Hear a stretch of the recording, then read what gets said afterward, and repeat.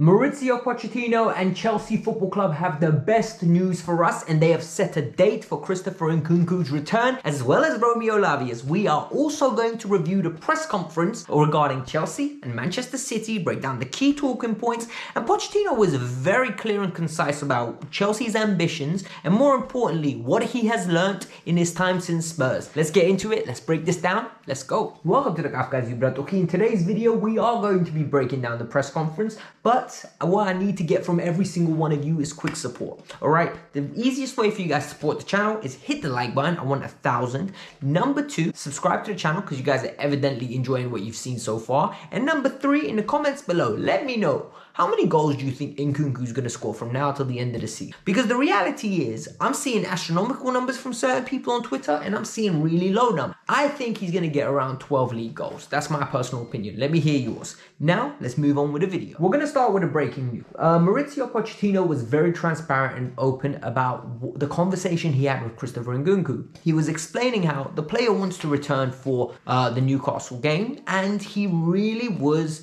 positive about that. He said, look, the player's ready to play. His mind set on this particular day. I'm going to allow him and Romeo Lavia to train with the squad, hopefully from the start of next week, and that will give them time to recover. The reality is, guys, they should not be thrown back into the deep end. For me, you need to bring him back, and I think this is what Poch will do because he got burnt with Moises Caicedo, right? He's going to bring him back and slowly drip feed them into the team. 15 minutes, 25 minutes, then you get a start, then you're in the team. I think that's how it's going to work. We saw it with Reece James. We saw it with Caicedo after a while. It needs to happen in that element. We do not want to re-aggravate any injuries. We do not want to force players out the club in the sense that they're going to have to go sit on the bench because they're injured again. We need to show them faith and discipline. But the fact that those two are returning is phenomenal news. Mauricio Pochettino was extremely realistic and objective when it came to Nicholas Jackson. He was like, look, yes, Nico scored 3 goals. Could have scored 6, but at the same time, I'm not up or down on him. He basically reiterated what I said. Those 3 goals make no difference. It's a process. It's about development. And you know what? I totally agree with him. Because the reality is, Nicholas Jackson is no different player than he was on Monday. And we need to back him as a fan base. Nicholas Jackson, age 22, to have 5 goals in 10 Premier League games with only 9 starts is doing very well for himself. He averages a goal every 153 minutes. And yes, that is inflated purely based on the fact that he got a hat-trick. But you're seeing the frequency of chances that he's getting.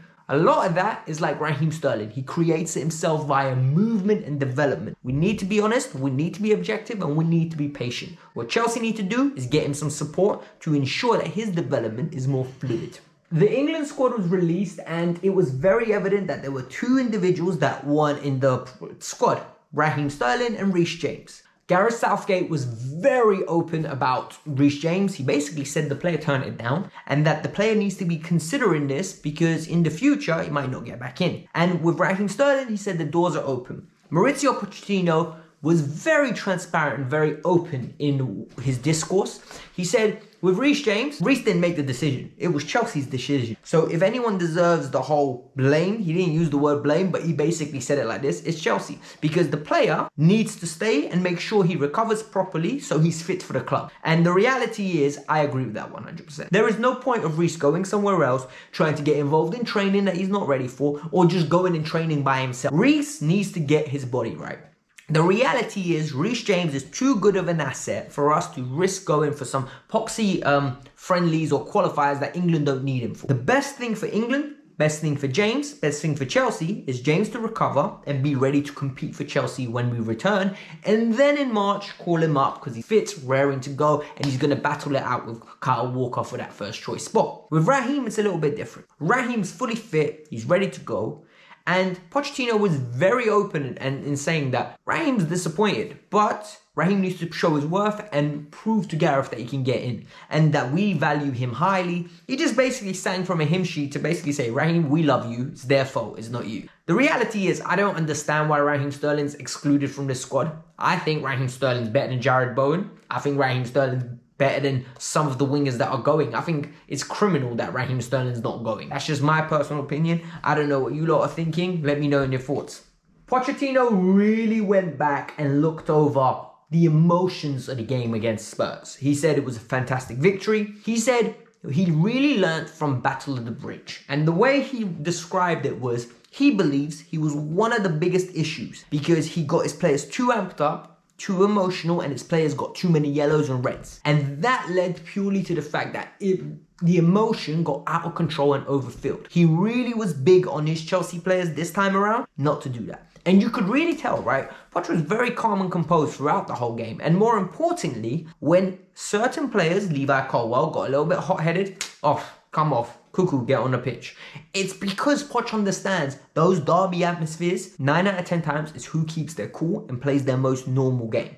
And for me, I love that because that is self-reflection. He also was very transparent in saying, look, VAR got all the decisions right. If we are going to talk about VAR being lenient, it's more to Spurs than us. And I agree with that as well. 100%. I think VAR should have sent off Udogie. VAR could have sent off Romero. Both of them went in favour of Spurs, not in Chelsea's favour. So, let's be honest, let's be trustworthy, let's be transparent. Pochettino's comments here are spot on. I love it because I think it's very objective, it's very real, and I love to hear it. Some positive news regarding Raheem Sterling and the ban. That ban will not be going ahead. At the time of when I was watching the press conference, there was nothing announced. But Pochettino said, we're calm, we're rested, we're collected. There is nothing that we think is going to come his way. The incident is not that deep. Since then, there's been statements that have come out and said Raheem Sterling will not be getting banned. There will be no action taken for him for dashing that missile back, whether it was into the crowd or whether it was into an area.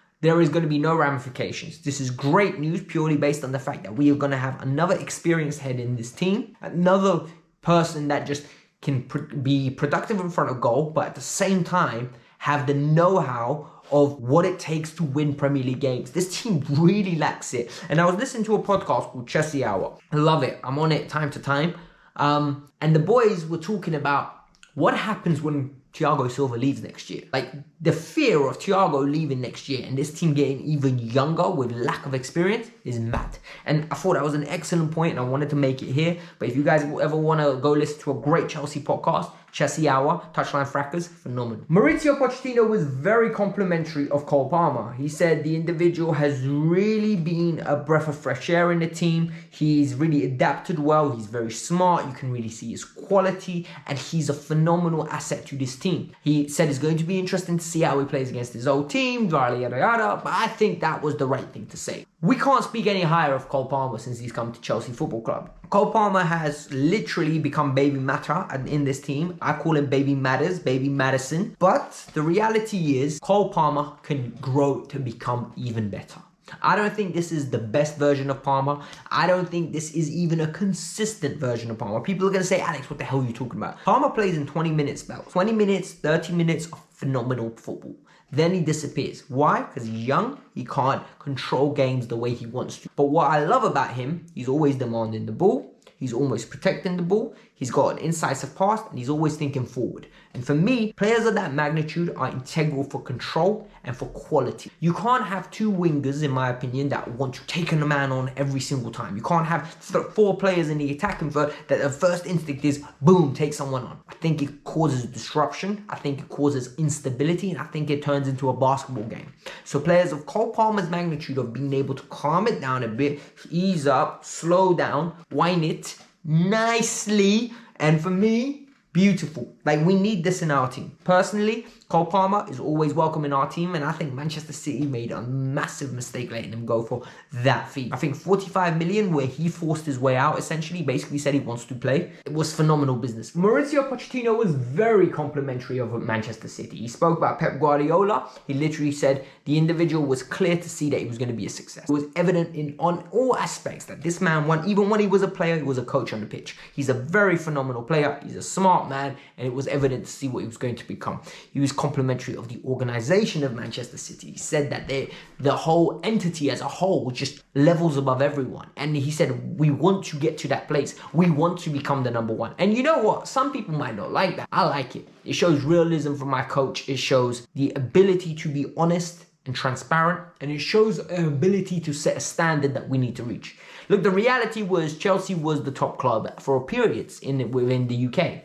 However, since a good considerable 10 years, Manchester City have been the organisation everyone wants to see. wants to be even, purely based on the fact that they win consistent trophies, their youth academy generates top players all around Europe. They're consistently competing in the league and upgrading their squad. They've got the best manager and they've played a very beautiful standard of football.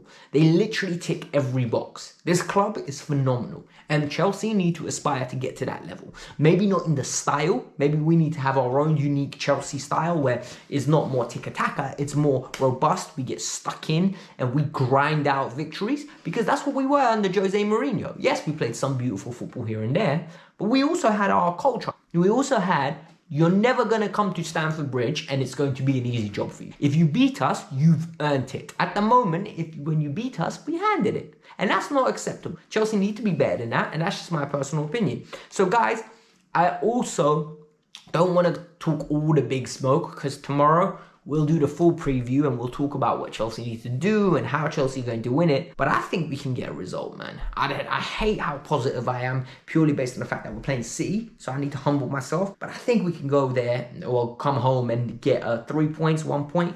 A cheeky good result where everyone leaves into the international break with a smile on their face. But that's just my opinion. So I want to hear yours. Hit the like button, subscribe to the channel, turn on those bell notifications because that's the best way you guys can support me. You'll know straight away when I post. Peace out, I'm out. Have a lovely day. Bye.